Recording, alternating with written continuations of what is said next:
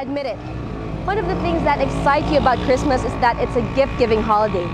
Children eagerly await their gifts from their ninos and ninangs. Teenagers engage in Kris Kringles with their classmates and their friends, and employers and employees go to Christmas parties to drink and to bond. But what about those who have nothing to give?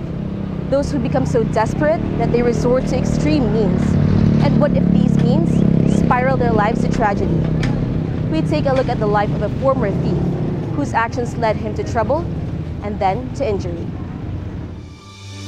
As Filipinos hear the word Christmas, two things come into our minds.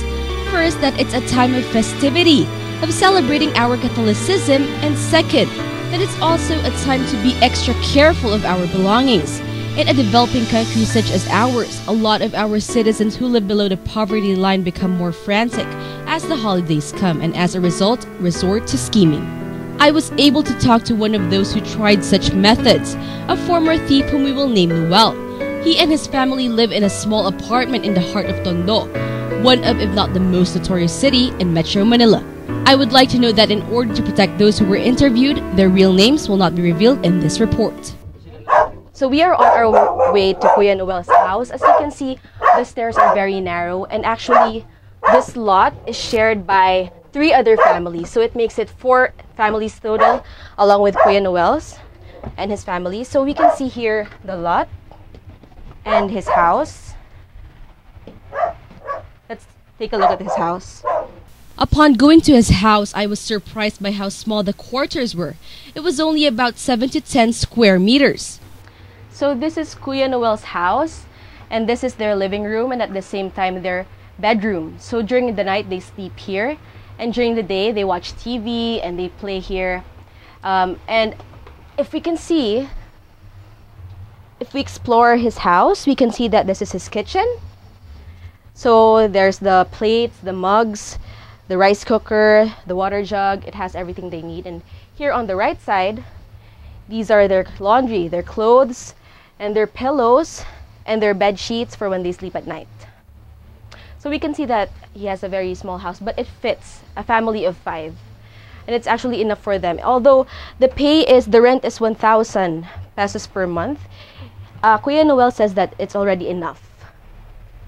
Noel was a pedicab driver by profession and out of desperation started stealing when his family had little to eat.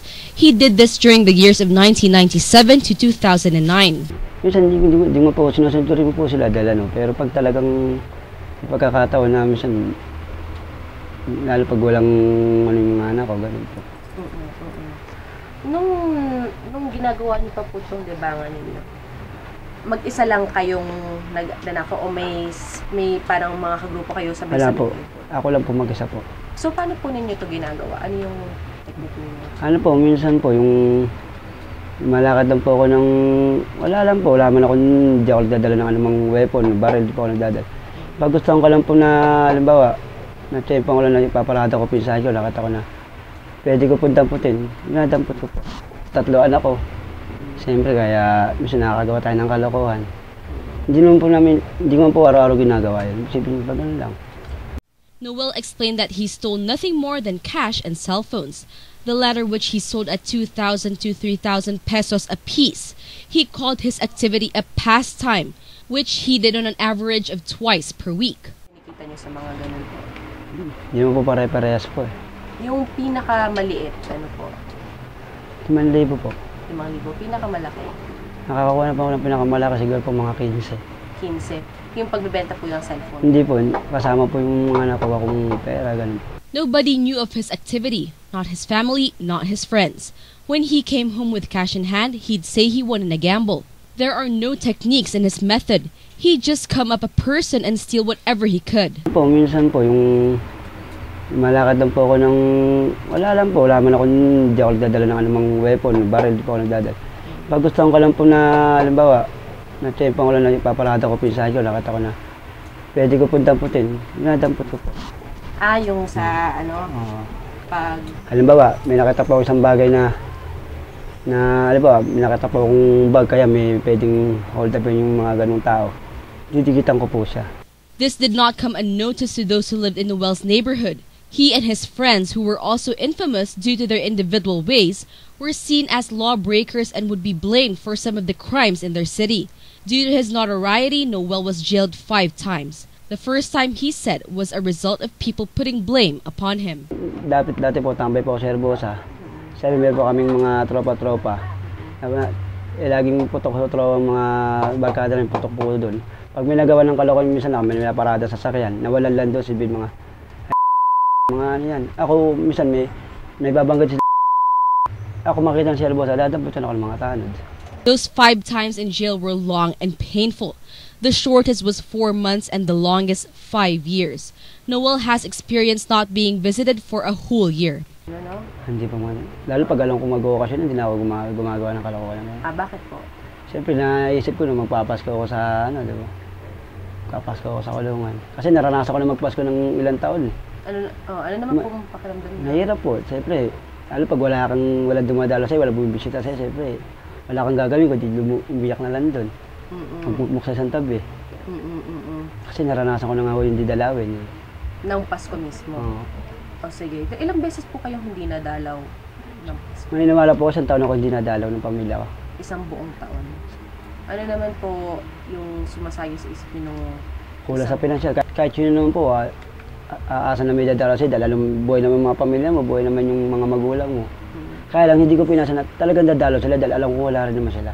Jailed numerous times, Noel still continued stealing each and every time he was released. He needed money to feed his children, and his earnings from his driving a pedicab wasn't enough. His life came to a halt, though, on the fateful day of July 30, 2010. Noel was shot in the spine by someone whose identity to this day remains unknown. Though he was mortally wounded, only one thing was on Noel's mind. Inintay ko po tumilay ulan kasi lakas ng ulan niya, sumilong muna ako. Kasi may isang tao na sabi sa akin, wag ka na umuwi muna, medyo uulan pa. Hindi ko nga siya sinunod. Sabi ko, hindi pwede dahil kasi baka di pa kumakain yung mga anak ko. Dahil may uwi lang ako pera, 160, bilang ko po yung pera niyo, 160. May nawala nga po kayo, nabaril ako, hinahanap ko agad yung pera ko dahil uuwi ko sa pamilya ko yun. Kahit yung nabaril po ako, hinahanap ko agad, hindi ko inintindi tama ako, inintindi ko yung pera. Sabi ko, yung pera ko, yung pera ko.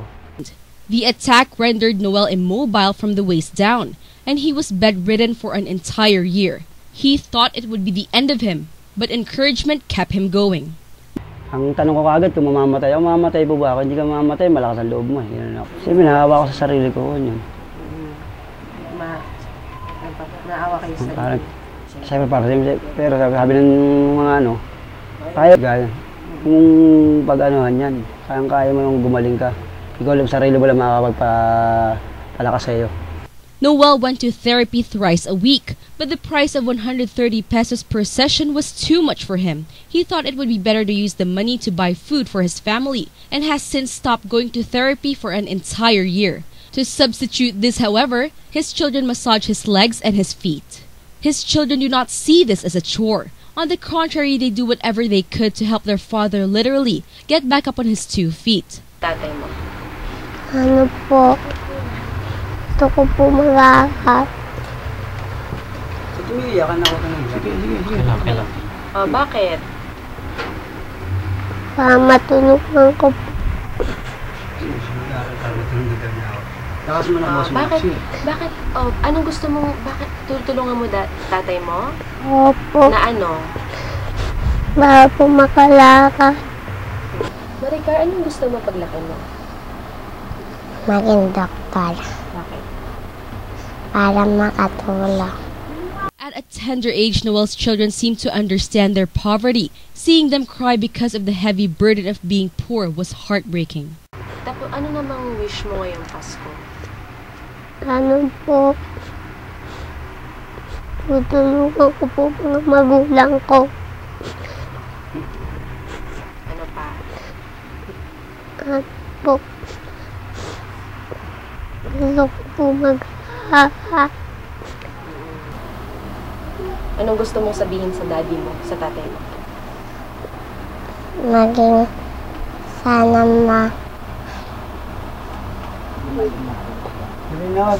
makatulong Sana makatulong ka? sa mga gawain. Noel knows how much their poverty weighs down on his children, and so this Christmas season he wants nothing more but to make them happy. Siyempre, magpapamasko yung mga anak ko para sa kahit pa paano may kaunting handa po, siyempre, di ba? Hindi mo mag-arbo, kailangan kahit konti lang. Despite his state though, he is determined to see it all through the very end, for the sake of his family. Napagsisihan ka ba sa buhay? Meron naman po, siyempre, yung lalo yung nangyari sa akin. Siyempre, pinisiyan ko po yun dahil sabi ko, binigyan ako sa pagkakataon ng Diyos na mabuhay, di ba? Siyempre, hindi ko po sasayangin yung buhay na yun. God has given him the greatest gift, the chance to start all over again. Despite his past, Noel and his family do all that they could to live a normal life. And with his conscience clean, he and his wife work their way up slowly but surely so that they may not only have something to eat every day, but also so that they may send their children to school. This shows us a lesson that all of us should hold dear in our hearts.